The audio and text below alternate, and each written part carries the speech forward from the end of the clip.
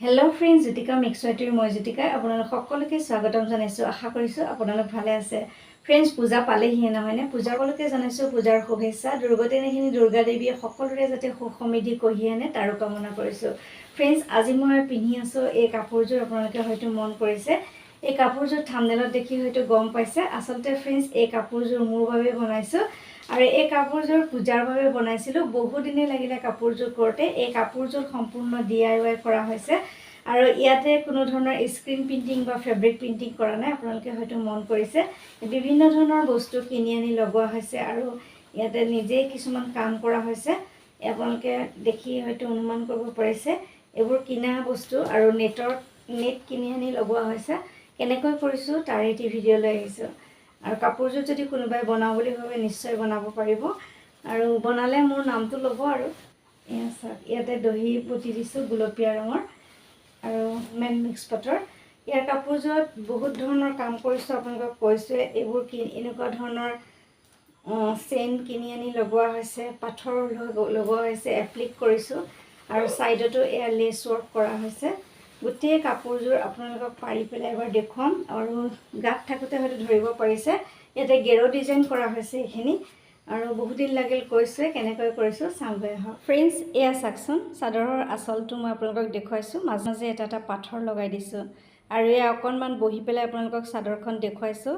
এয়া আঁচলটো আৰু চাদৰ মেখেলাৰ ব্লাউজ সম্পূৰ্ণ।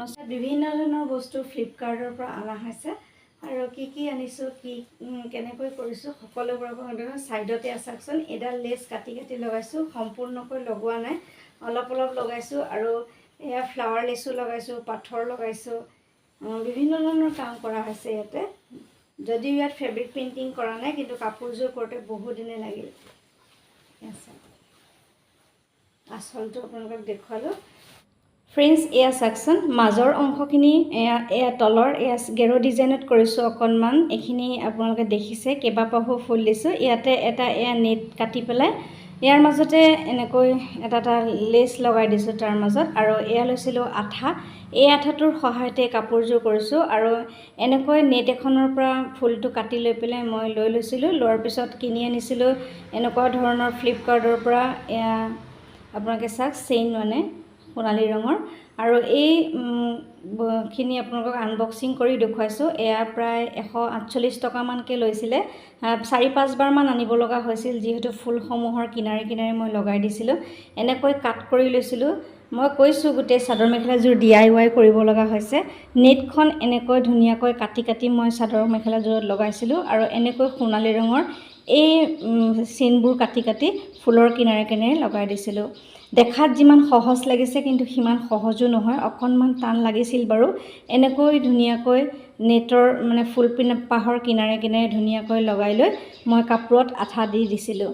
আৰু এনেকুৱা মই কৈছোঁৱে কেইবাবাৰো আনিছোঁ, খৰচো হৈছে কাপোৰযোৰ কৰোঁতে আৰু ফ্লিপকাৰ্টৰ পৰাই আনিছিলোঁ। এয়া চাওক আপোনালোকে, মই 4 বাৰমান আনিলোঁ এনেকুৱা ধৰণৰ চেইন। মানে নাতে দেখুৱাত মস্ত গোলকৈ দেখুৱাই দিয়ে ভিডিঅ'ত, মানে তেওঁলোকে এডভাৰটাইজ কৰিবৰ কাৰণে। কিন্তু যেতিয়া কিনি আনো এনেকৈ সৰু পেকেট এটাত অলপ 4 মিটাৰমানকৈ দিয়ে আৰু এনেকৈ 4 বাৰমান আনোতেহে মোৰ কাপোৰযোৰৰ গোটেইকেইটা ফুল কমপ্লিট হৈছিল।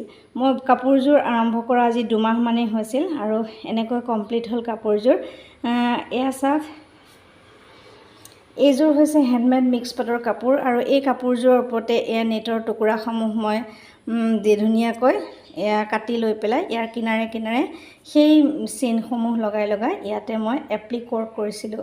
লেছৰ ডিজাইনো ইয়াত দিছিলোঁ। এয়া চাওক, ধুনীয়াকৈ ডিজাইনবোৰ কৰি লোৱাৰ পিছত মই ইয়াতে আঠা লগাই গৈছিলোঁ আৰু দহি বটা হৈছিল পিংক কালাৰৰ, গম পাইছে।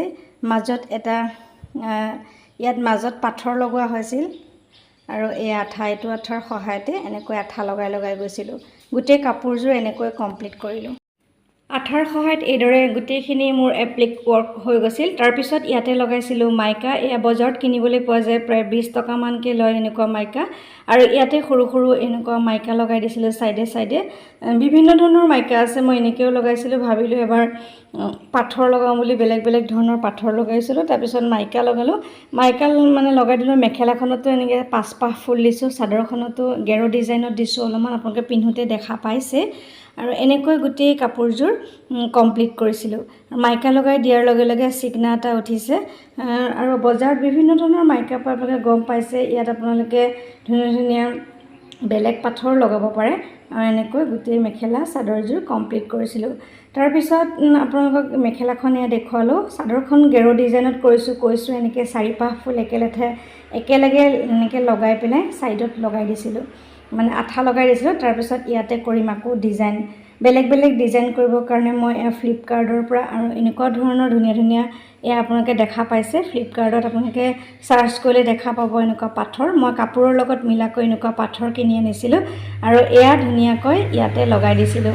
ডিজাইন কৰি কৰি লগাই দিছিলোঁ। কি ডিজাইন কৰিম নাজানো, কাপোৰযোৰ কৰি গৈ আছোঁ আৰু কি বস্তুৰ প্ৰয়োজন হৈছে এনেকৈ আনি গোটেই ইউনিক লুক এটা দিবলৈ ট্ৰাই কৰিছিলোঁ। আৰু এই পাথৰখিনি গোটেই কাপোৰযোৰত 100টা আছিল, ইয়াতে 100 পিচ খাইছে। এটা নে দুটা বাচিছে অৱশ্যে, গোটেইখিনিয়ে মই কাপোৰযোৰত লগাই দিছিলোঁ। আৰু এয়া চাওকচোন, মাজে মাজে ইয়াত এয়া এটা দি দিছোঁ। খুব ধুনীয়া চিকনা এটা উঠিছে, যিহেতু কাষত লেচ মানে এয়া চেইন দিয়া আছে, আকৌ মাইকাও দিয়া আছে, তাৰ মাজতে পাথৰ দিয়া আছে। তাৰপিছত আকৌ চাওক, মই ফ্লিপকাৰ্টৰ পৰা আকৌ আনিছিলোঁ এটা লেচ, পিংক কালাৰৰ লেচ এডাল আনিছিলোঁ। লেচডাল গোটেইডাল লগাই দিয়া নাছিলোঁ, কাট কৰি পেলাই মই অলপ ডিজাইন কৰি দিছিলোঁ আৰু তেনেকৈ গোটেই কাপোৰযোৰ কৰিছিলোঁ। যিহেতু লেচডাল 9 মিটাৰ লিখিছিল, কিন্তু দিছিলে মোক মাত্ৰ 4 মিটাৰ। এই 4 মিটাৰে গোটেই কাপোৰযোৰ মই মিলাইছিলোঁ আৰু বহুত বস্তু কিনিব লগা হৈছিল কাপোৰযোৰ কৰিবৰ কাৰণে। কৈছোৱে DIY কৰিব লগা হৈছে এই কাপোৰযোৰত। এই লেচখিনিকে অলপ ডিজাইন কৰি মই গোটেই চাদৰ মেখেলাযোৰত লগাই দিছিলোঁ আৰু এনেকৈ অলপ কাট কৰি এয়া অকণ কাট কৰি গোটেই চাদৰ মেখেলাযোৰৰ সমানকৈ পাৰি লৈ ক'ত লাগে এনেকৈ লগাই দিছিলোঁ। আৰু আপোনালোকে দেখা পাইছে সেই একেটা আঠাৰ সহায়তে লগাই দিছোঁ আৰু পিংক কালাৰ মিলাই পেলাই দিছিলোঁ। ব্লাউজটোও দিছোঁ তেনেকৈ চিম্পল ডিজাইনত আৰু এনেকৈ গোটেই কাপোৰযোৰ কমপ্লিট কৰিলোঁ। ফাইনেল লুকটো আপোনালোকে প্ৰথমতেই দেখা পাইছে। এয়া চাওক ফ্ৰেণ্ডছ, অ'তটো তেনেকৈ চাইডে মানে অলপকৈ লগাই দিছোঁ আৰু মেখেলাখনতো লগাই দিছোঁ। তাৰপিছত কৰিম, যিহেতু গেৰো ডিজাইন কৰিছোঁ, 4-5 ফুল দিছোঁ, সেই ফুলখিনিত অলপমান ডিজাইন কৰিম। সেই ডিজাইনখিনি কৰিবৰ কাৰণে এয়া চাদৰ মেখেলাযোৰ পাৰি ল'লোঁ। পাৰাৰ পিছত মনলৈ অহা কিছুমান ডিজাইন মই ইয়াতে কৰি গৈছিলোঁ। এইদৰে ফ্ৰেণ্ডছ কাপোৰযোৰ ৰেডি হ'ল। এয়া গেৰো ডিজাইন কৰিছিলোঁ যে মাজৰ অংশটো এনেকৈ ডিজাইন কৰিলোঁ আৰু কেনেকুৱা লাগিছে ক'বলৈ নাপাহৰিব। ইমান সময় মোৰ ভিডিঅ'টো চাই থকাৰ বাবে অশেষ ধন্যবাদ জনাইছোঁ। এয়া চাওকচোন ফ্ৰেণ্ডছ, অকণ ইয়াতে মাইকাও লগাই দিছোঁ, লেচো লগাই দিছোঁ, এপ্লিকো কৰিছোঁ, কাষত লেচো কিনি আছোঁ, পাথৰো লগাই দিছোঁ আৰু আমাৰ ফ্লাৱাৰ লেচো লগাই দিছোঁ। ইয়াতে কোনো ধৰণৰ ফেব্ৰিক কৰা নাই কৈছোৱে। আৰু এনেকৈ গোটেই কাপোৰযোৰ সম্পূৰ্ণ কৰিলোঁ আৰু পূজাৰ কাপোৰযোৰ আপোনালোকৰ লগত শ্বেয়াৰ কৰিলোঁ।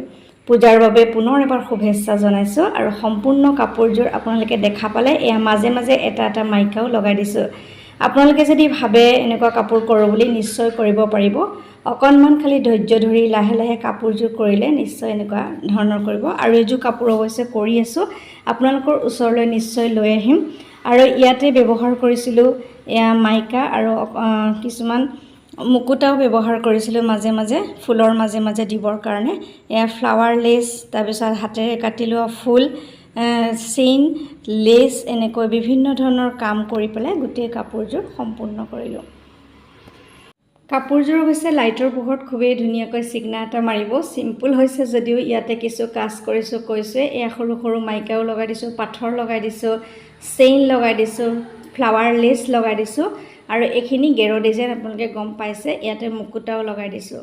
এনেকৈ কাপোৰযোৰ কমপ্লিট হ'ল। হয়তো সকলোৱে আইডিয়া কৰিব পাৰিছে যে মই কাপোৰযোৰ কেনেকৈ কৰিলোঁ। আৰু এই আঠাটো খুবেই ভাল, আপোনালোকে যদি প্ৰয়োজন হয় আঠাটো আপোনালোকে কিনিব পাৰে। খুবেই সুন্দৰ, ফ্লিপকাৰ্টতো আছে, মেছতো আছে। আঠাটো আপোনালোকে আনিব পাৰে আৰু খুব ধুনীয়াকৈ আঠা লাগি যায়। খুব কম সময়ৰ ভিতৰতে কাপোৰত আঠা লগাৰ খুব সুন্দৰ এটা আঠা। মোৰ ভাল লাগিছে আঠাটো। আৰু এনেকৈ কাপোৰযোৰ আঠাটো লগাই দিছিলোঁ। সোনকালে শুকাই গৈছিল অৱশ্যে, বহুত বেছি দেৰি নালাগিছিলে শুকাবৰ কাৰণে। আৰু এতিয়াও ধুনীয়া হৈ আছে কাপোৰযোৰ, দেখিলে পিন্ধা। আৰু এযোৰ কৰি আছোঁ, নিশ্চয় আপোনালোকক দেখুৱাম বুলি কৈ। এইখন হৈছে মেখেলাখন, আপোনালোকে চাওক। ইয়াতো অকণ এয়া কাট কৰি লেচ লগাই দিছোঁ আৰু সৰু পাথৰ লগাই দিছোঁ।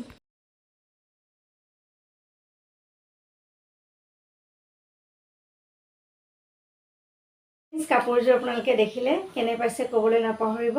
ইমান সময় মোৰ ভিডিঅ'টো চাই থকাৰ বাবে অশেষ ধন্যবাদ জনাইছোঁ। আজিলৈ আহিছোঁ পুনৰ নতুন কাম লৈ, আকৌ অহাৰ প্ৰতিশ্ৰুতিৰে মই জ্যোতিকা সকলোৰে পৰা বিদায় লৈছোঁ। নমস্কাৰ। সকলো সুস্থ থাকক, ভালে থাকক তাৰে কামনা কৰিছোঁ।